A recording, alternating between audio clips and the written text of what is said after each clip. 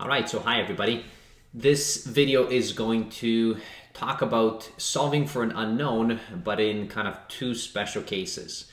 So what happens if your unknown has an exponent, or basically there's a radical, which is some kind of an nth root, sometimes a square root or third root, or whatever it may be, then how do you actually solve for that unknown? So I'm going to start with some basic things just to hopefully get you going and understanding what you have to do. Now, I am assuming that you know kind of exponents and radicals. So I'm going to put a playlist particular to radicals. Okay, so I'll do a link to that entire playlist on radicals so that you're comfortable with them. Now, once we know radicals, and we are comfortable with exponents, we can solve equations. Now, these two equations are kind of simple. You have x squared is equal to 10, and then on the right-hand side, you have the square root of x is equal to 10. Now, in order to solve for our unknown, in this case, our x, so right here, okay, you may already know that you would have to take basically the square root of both sides.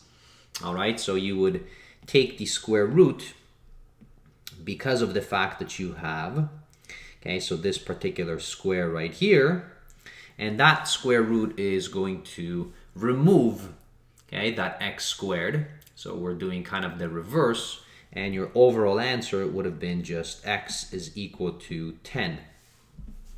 Now, where does that exactly come from, right? Why do we have to take the square root? So some people just continue doing it and they're not sure why they're doing that. Now, recall that to get rid of an exponent, so if we have this right here, I'm going to try to recall for you. Okay, so what we have is we have x squared. Now, if you wanted to get rid of this particular exponent, how could you do that? Well, one thing that you can do is, okay, so if you know, okay, the laws of exponents, and maybe I'll put a list of the exponents as well, okay, so I'll put a list up above in case you've forgotten the rules. So in order to get rid of that particular 2, which is in the exponent, you can take the entire thing and you can raise it to the exponent of 1 over 2. And now raising it to 1 over 2, basically what it does is, that means that you're going to take your x squared right here. So you have x squared, so you take the square, and then you're going to multiply it by 1/2 in the exponent, so it's going to be x. This is going to be 2 times 1 over 2, and that is equal to x. Well, 2 times 1/2 is simply 1, which just equals to x. So now that 1 over 2, as you know, okay, so this right here, when you're studying radicals, this is nothing else but exactly the root of, okay, so the square root of 2. So that half is basically this symbol, which is a radical. And that's what we talked about, okay, in the playlist on radicals. Okay, so once we know that, we can then utilize to solve for unknowns if they have exponents. All right, now that answer, okay, so here, so in terms of our overall answer, okay, so let's not forget, so I'm going to put this, so x was equal to the square root of 10. And of course, the square root of 10 times the square root of 10, because that's x squared, would have given you 10 back. All right, so that's that. Now, on the right-hand side, so I'm going to remove this right here. What if you have kind of this radical, so the square root of x? So again, okay, so the answer here would have been that we're going to be squaring both sides. All right, so we're going to take this entire thing and we're going to square it. Okay, and that is going to give, okay, the square 10 squared on the right-hand side. Now, by exactly the same process as this right here, don't forget that the square root of x is just simply x to the half. And then if you square it, okay, you are doing exactly the same thing. So notice, as we did here on the left-hand side, now you have 1/2 times 2, which is just 1. and that gives you x on its own, and now you have 10 to the 2 because you have to do it to both sides. So whenever you're solving for unknowns and you're dealing with these exponents, that's what you will be doing. That's kind of the trick that you have. And now this does not matter, you know, you can have more complicated ones. So for example, if we're solving, let's say a to the power of 5 is equal to, let's say 7.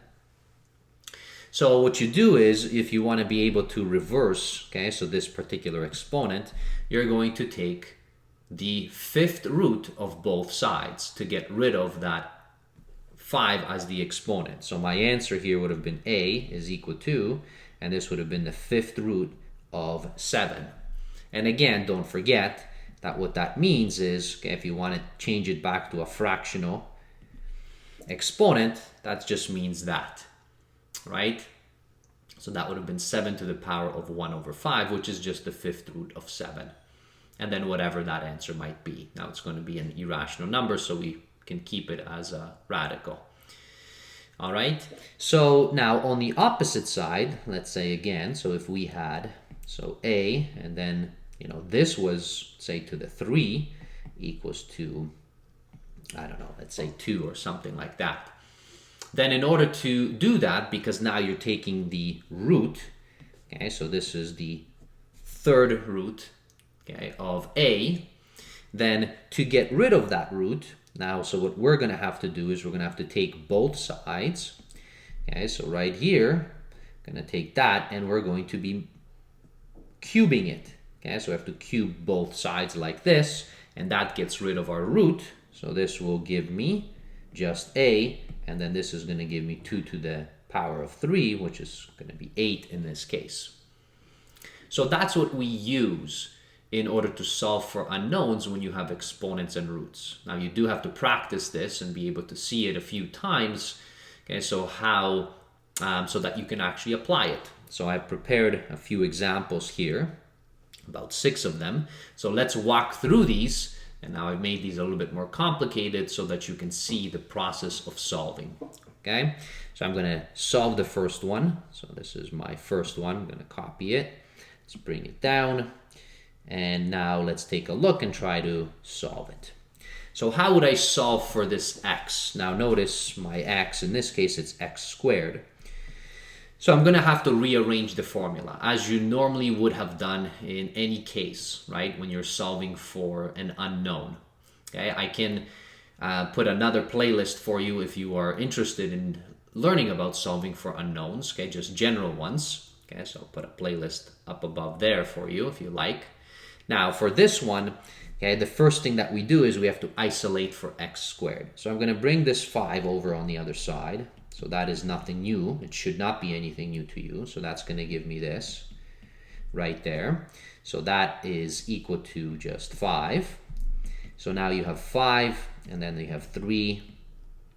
Now on the left hand side, I'm going to get rid of the 3. So I'm going to divide both sides by 3. So that removes this, and it leaves me with x squared is equal to 5 over 3. And now notice, because you have the exponent 2, so you're going to do the reverse. So you're going to take now the square root of both sides. So my answer here would have been x is equal to the square root of 5 over 3. Or you can, of course, write this in fractional form, okay, which is just 1 over 2, because that's what a square root is. And then you can get whatever that answer is if you had to actually solve it, right? So you can take out your calculator and then figure out what the answer would be. Now I'm going to just leave it as a radical, okay? So the square root of 5 over 3. So that is the first example. Let's take a look at the second example. So now here on the second example, let me copy this down. I'll bring it here. So paste in this way. And now let's take a look what we would do in here. So I have brackets here. So I mean, I guess we can technically do 2 things. We can divide both sides by 3, which is going to get rid of that 3 in front of the bracket, but it's going to, on the right hand side, it's going to be 20 over 3. Or we can bring in the 3 inside of the brackets like this. I mean, it doesn't matter which way you go, you're going to get the same answer. So I'm going to bring it inside first, just to get rid of the brackets. Now from here, so notice the square root of x, I want to be solving for x here.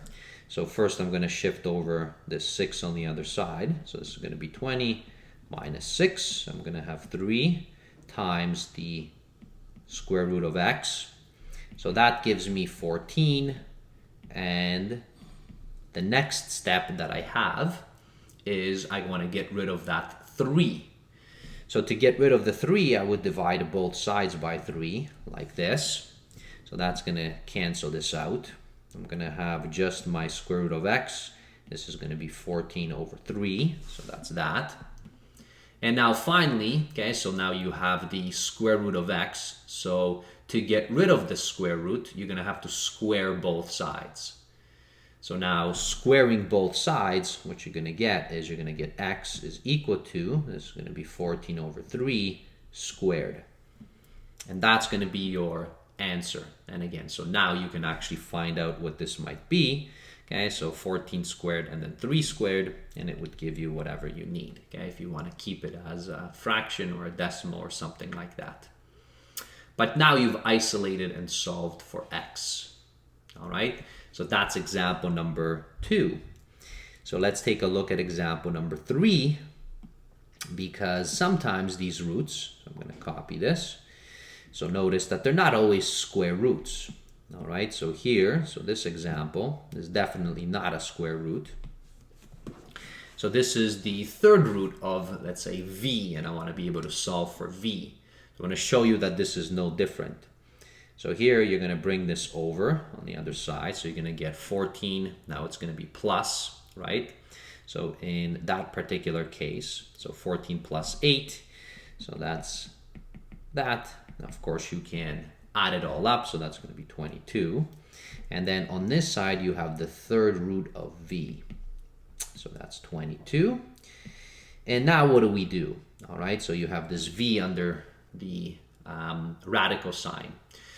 So just as in the previous case, right, because now this is the third root of v, so what you have to do is now you're going to have to take this and you're going to be, okay, so I'm going to write this inside of the brackets here like that. So you're going to have to cube it, right, and you're going to have to cube both sides to get rid of that. So whatever root you have in here, that's what you're going to either square or cube or raise it to the power of 4. So those two have to be the same if you want to get rid of that radical entirely. So now that's going to just leave you v, and then your answer is 22 to the power of 3, which is going to be a big number here. But you can do that and raise it to that power. So you're basically, the answer to v is 22 cubed. All right. So that's a third example now that you have seen. Now let's take a look at a fourth example. So as you go through, okay, so here I'm going to give you just variety so that you can see these and then work through it. So now you have the square root of a plus 2. So underneath that radical you have a plus 2. You don't just have the variable a. Now this doesn't change anything for us. So when you're dealing with this, if you want to get rid of the entire radical, right, because we're after a, so what you would do is, well, you're going to have to square. In this case, it's square. Again, remember, because we're taking the square root. There's technically a 2 there. So now you're going to do that to both sides. So you're going to square that. Now squaring will remove the radical entirely. And then 5 squared is going to be 25 here. And now it's a much simpler question, right? Now you can shift over the 2, so the 2 will shift over to the other side, which is going to be 25 minus 2. So your answer is just 23. That would have been your answer. Now you can, of course, substitute to the original question and then find out if that was truly the answer. So for example, you can do your checks. Don't forget that. So my original question was a plus 2 is equal to 5, right? So that was my original question. And here, so what you have is, my answer was 23. And if you notice, if you substitute 23, so 23 plus 2 is indeed 25. And the square root of 25, okay, is 5, or plus or minus 5. But we technically sometimes will just keep it as positive, okay? So your checks can just kind of tell you if you're doing things correctly or not. All right, so that's example number 4. Here is example number 5, and again, so I've just kind of made it progressively a little bit tougher. So here is example number 5, and what do we do here? So let me paste this. Okay, so I'll put it there. Now it looks like a mess, right? And it seems like, oh boy, you know, like how am I going to solve this? Well, so remember that your idea when you're solving is you want to be able to collect the like terms.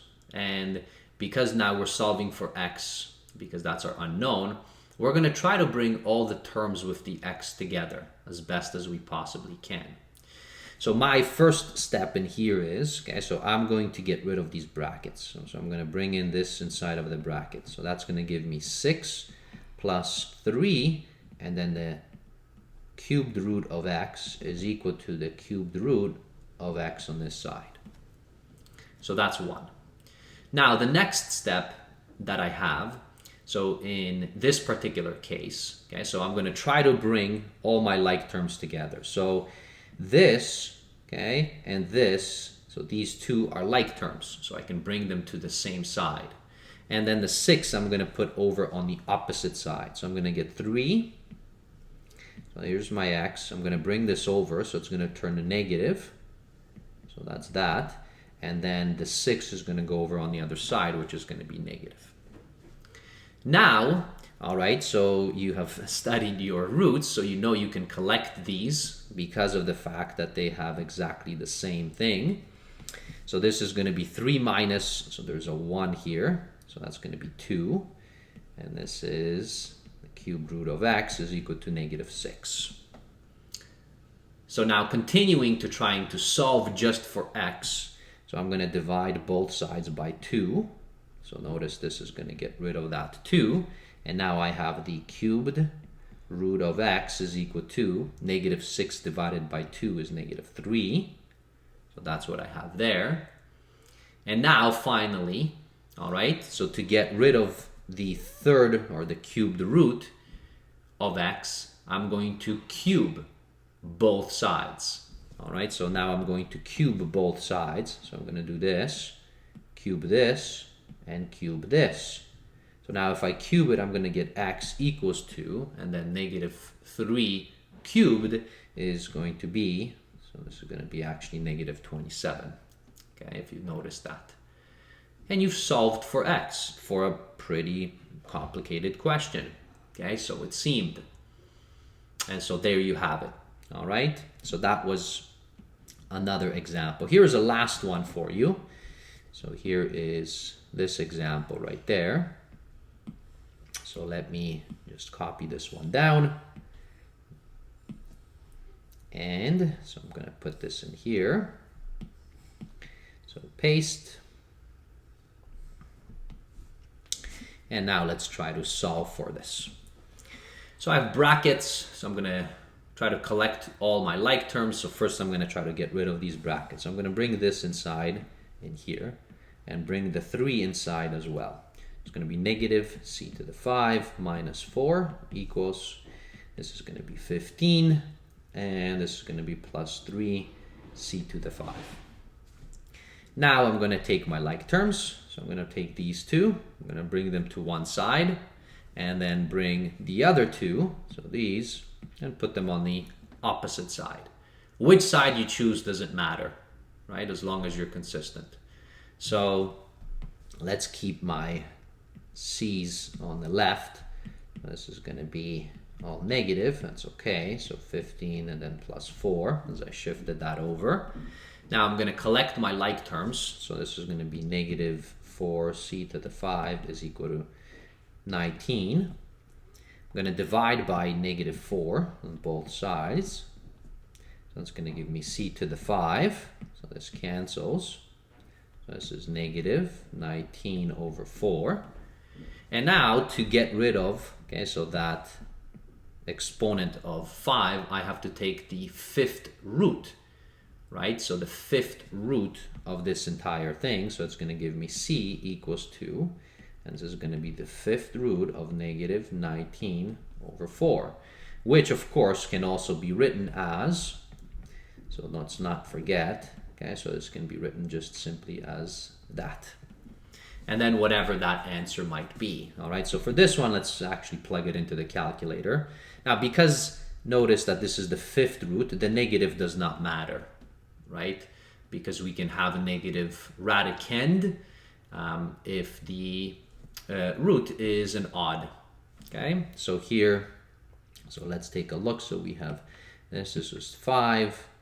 I'm just going to show you here, and this becomes, so this is in, put it in brackets, negative 19 divided by 4. So it's going to give us a negative answer, and there you have it. All right, so it's going to be some decimal number, some irrational number that we have in here. And you can round it if your teachers wanted you to do that, or you can just keep it as this. So that basically completes, so this particular set of examples, and hopefully gives you an understanding of like how do you deal in solving with radicals or with exponents. It's not really that far stretched, but it's nice to see it. If you see it early on in high school, if somebody shows it to you, amazing. Most often than not, you may not see it, but I am including this video for those who are kind of interested and want to push the envelope and push themselves to understand more and more. All right, so thanks for watching, and we'll see you in future videos. Bye.